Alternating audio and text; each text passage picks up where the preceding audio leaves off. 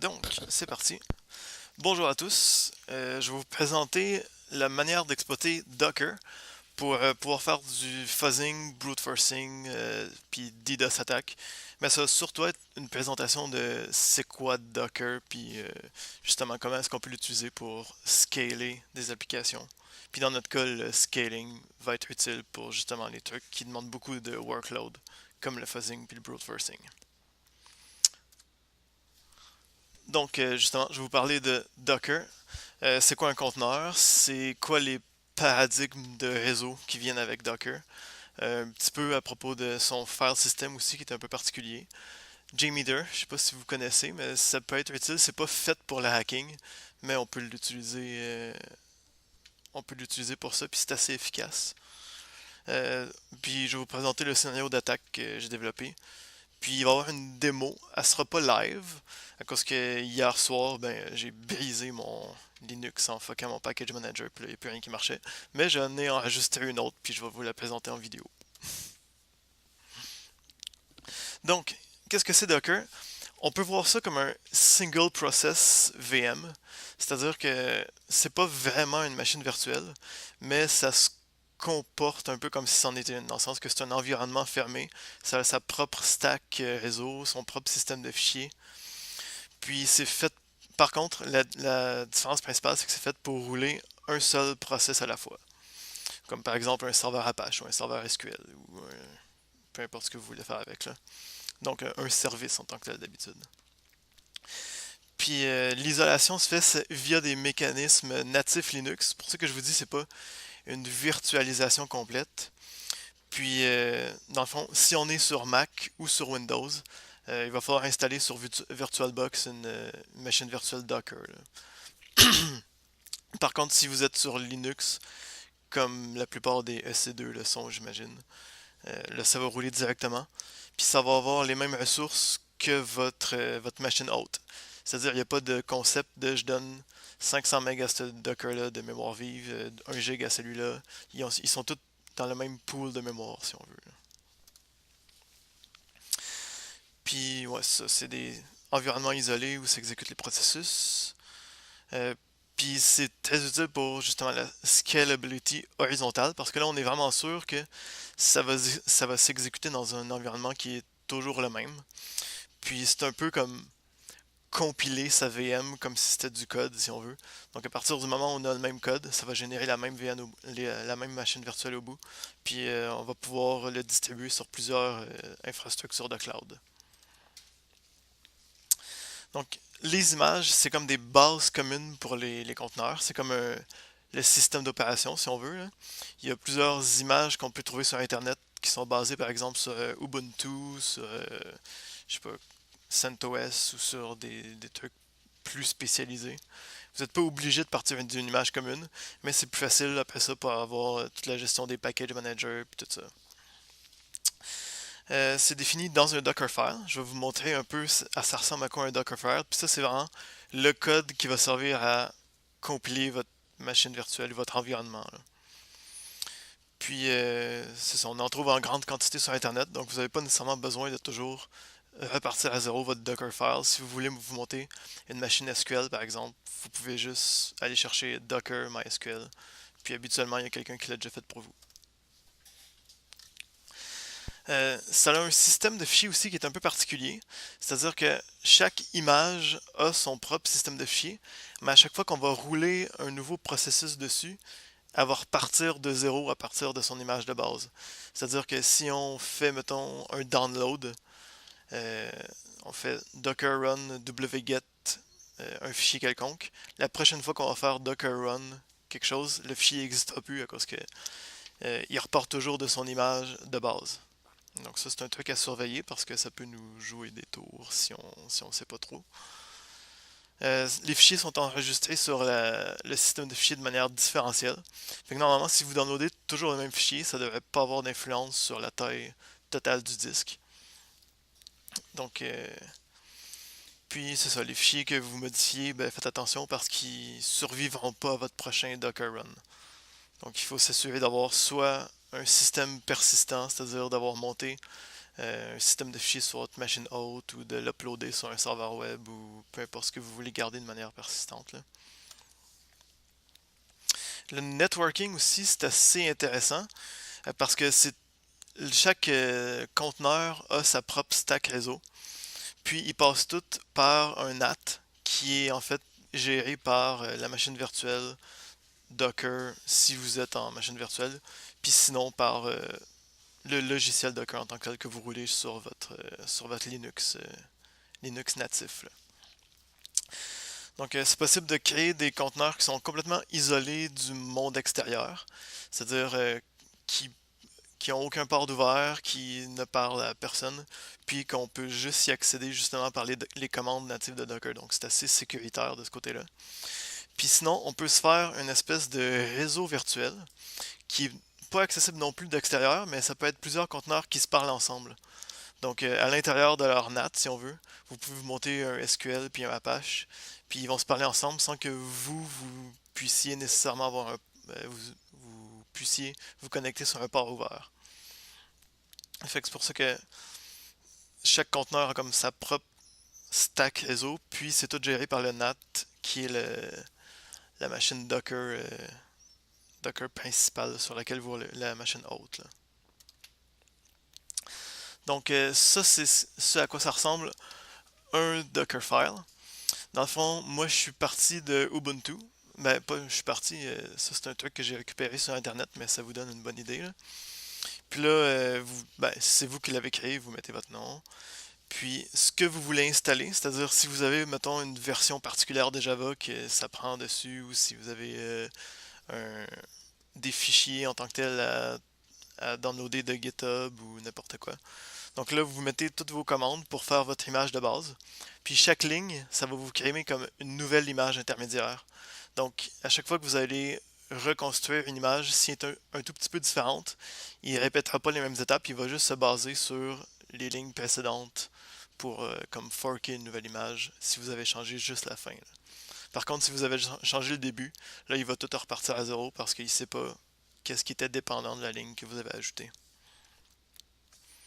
Puis CMD, dans le fond, c'est si on veut pas, ben, si on veut toujours que ce soit le même process qui roule, si on sait que ça va toujours être un serveur Apache, par exemple, vous pouvez directement envoyer la ligne de commande de Apache. Comme ça, par exemple, c'est un Dockerfile de Node.js. Donc, vous pouvez envoyer, ben, vous n'êtes pas obligé de spécifier je veux rouler Node.js, vous faites juste Docker run, puis lui il va le rouler tout seul. Puis moi, ce que j'ai installé sur ma petite infra, c'est un JMeter. À la base, c'est un outil de benchmarking pour les applications web. C'est pour voir comment se comporte une application, si mettons il y a tant d'usagers, euh, voir les temps de réponse. Puis c'est tout codé en Java, fait par Apache. Plusieurs outils, ouais, ça. Il y a plusieurs personnes qui ont codé des outils statistiques aussi qui sont assez intéressants. Si vous faites des graphiques, mettons, par nombre de threads, le temps de réponse par nombre de threads, ou le pourcentage d'erreurs par rapport, encore là, au nombre de requêtes reçues. Ça peut vous séparer toutes les réponses dessus en HTTP 200, 400, 500. Puis c'est hautement customisable. C'est pour ça que moi je l'ai utilisé pour justement fuzzing, brute forcing. Vous pouvez rajouter des tokens. Ben, vous pouvez rajouter de la gestion de tokens CSRF. Vous avez un cache control pour vraiment émuler un vrai browser. Vous pouvez faire des uploads de fichiers. Vous pouvez générer des variables random. Donc ça c'est assez utile pour le fuzzing. Puis l'interface graphique elle ressemble un peu à ça. Donc ça, ce serait par exemple le temps de réponse par nombre d'utilisateurs en même temps sur l'application. Donc dans ce cas-ci, on peut voir qu'à 30, là ça commence à pu aller, à pu aller bien pour le serveur web. Différents scénarios qu'on peut monter avec ça. Dans le fond, comme je vous disais, le fuzzing avec le random generator pour envoyer des trucs random puis voir si ça plante ou si ça plante de manière gracieuse ou pas. Euh, du brute forcing, on peut avoir des itérateurs où on peut carrément coder nos propres classes Java puis les charger en mémoire de JMeter pour pouvoir faire des trucs vraiment custom à notre site web ou un peu plus complexes. Puis les capacités anti-CSRF de JMeter nous permettent de faire du DDoS un peu plus efficace parce qu'on ne fait pas juste guetter la page de login à chaque fois. On peut vraiment comme se loguer en tant qu'un utilisateur légitime. Puis dans ce temps-là, ben, mettons, si on roule quelque chose qui est backé par une base de données, ben là, il va faire des requêtes à base de données pour les vraies actions qu'un utilisateur pourrait faire. Fait que c'est un petit peu plus complet comme DDoS que justement faire des requêtes TCP. Donc l'architecture de ce qu'on peut faire, justement, on vous envoie ça basé sur des Docker. On a dockerisé entre guillemets notre JMeter. Puis on peut l'envoyer sur plusieurs machines qui vont toutes faire des requêtes en même temps, mais euh, en ayant les attributs d'un utilisateur régulier puis d'un vrai browser. Donc on va pouvoir envoyer des fichiers, on va pouvoir naviguer, récupérer je sais pas, faire des requêtes sur peu importe ce que votre application sert, puis voir vraiment comment ça se comporte avec plusieurs milliers d'utilisateurs. Les avantages de la technique, ben, je vous en ai parlé un peu, contrairement à un Spider normal, on peut vraiment comme émuler un utilisateur légitime, on peut effectuer des actions. Chaque thread a sa propre variable de session. Donc là, pour tester des requêtes sur une base de données, quand les sessions sont gérées par base de données, ça peut être plus violent que juste justement faire des requêtes puis générer un token ID. Là. Donc, dans la démo que je vais vous présenter, c'est un petit logiciel que j'ai fait au travail. Euh, c'est en trois parties. Je l'ai appelé Hydra. C'est principalement codé en Python. Hydra parce que c'est un JMeter qui a comme plusieurs têtes. Dans ce cas-ci, c'est juste mon laptop, mais c'est facilement automatisable sur plusieurs machines. On a un petit prepare qui prépare des fichiers de configuration pour l'adapter à mon cas particulier. Puis un spawn qui lui va générer les dockers, les partir, ouvrir le port pour qu'il puisse communiquer avec le master si on veut, qui est comme le bot master. Là. Donc je vais vous montrer ça. Puis, comme je vous disais, malheureusement, ma démo est morte avec mon ordi hier, mais j'en ai enregistré une autre, puis ça a l'air de fonctionner.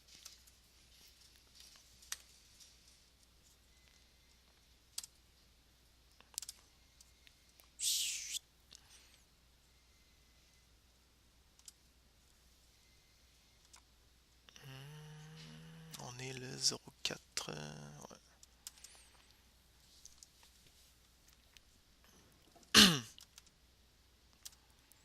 Ouais, ok.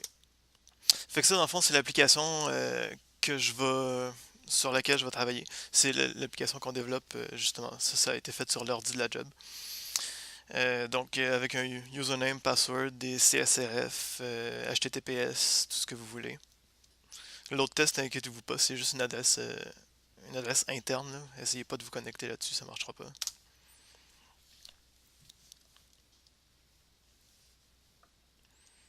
Puis là, je pense pas qu'on va pouvoir voir le code, malheureusement, mais je vais vous le décrire.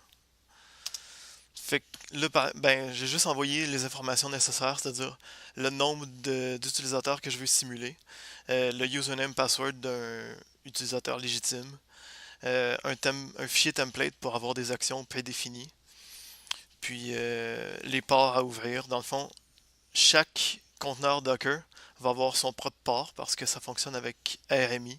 Fait que chaque classe Java va se connecter au JMeter principal. Donc, Baseport, c'est 1099 par défaut, puis il va monter à partir de là. Le deuxième conteneur va être 1100, le deuxième, le troisième 1101, etc.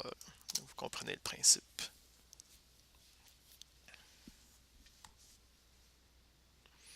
Là, en fond, lui est en train de faire un git pull, un git clone plutôt. Fait que c'est vraiment juste des fichiers de texte que je download. Puis là, je vais revenir un petit peu. On peut voir toutes les instructions spawner, ben, de spawning de JMeter Docker. Fait que chacun sur son propre port qui expose. Puis c'est ces machines-là qui vont communiquer avec le serveur principal. Il me semble que je montre. Ouais, fait que chaque conteneur a sa propre adresse IP et son propre port. Puis c'est ces machines-là en fait qui vont faire le test. Puis ce que j'ai parti ici en arrière, c'est vraiment comme une application Java JMeter qui, elle, contrôle le reste.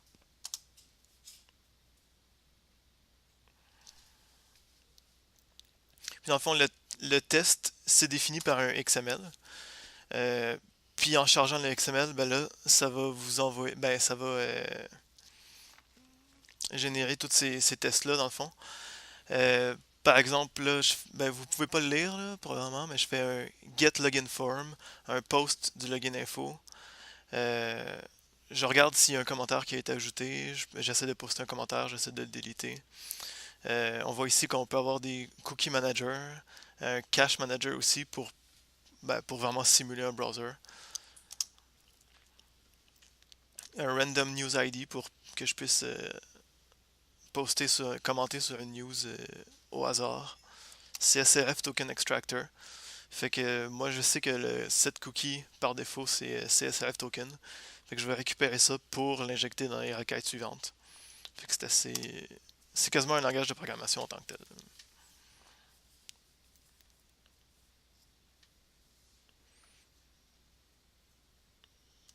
Puis ici, ce qu'on voit dans le fond, c'est toutes des vues de statistiques. Puis ça, c'est plein de gens qui ont développé ça, des petits plugins pour faire des graphiques puis des.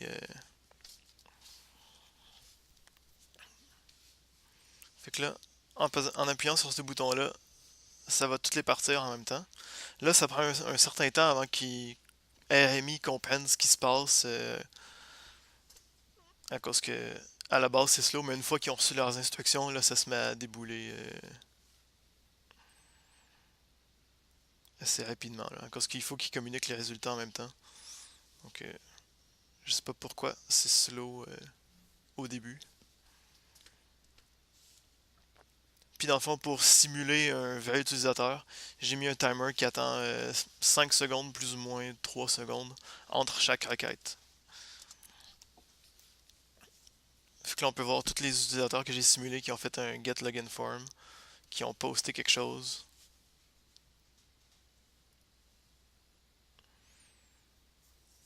Ça, c'est l'exemple de graphique que vous pouvez extracter.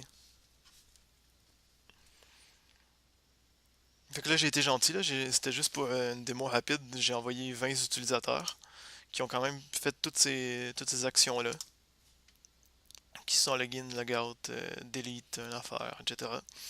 Sauf que justement, c'est vraiment juste un setting au début. C'est ici number of threads, puis ramp up period. Là, vous pouvez l'ajuster. Là, j'ai été gentil, j'en ai juste mis 10. Mais vous pouvez en mettre 200 si vous voulez. Fait que là, chaque Docker que vous avez créé va envoyer 200 threads euh, sur l'application. Fait que ça peut monter assez rapidement. Là.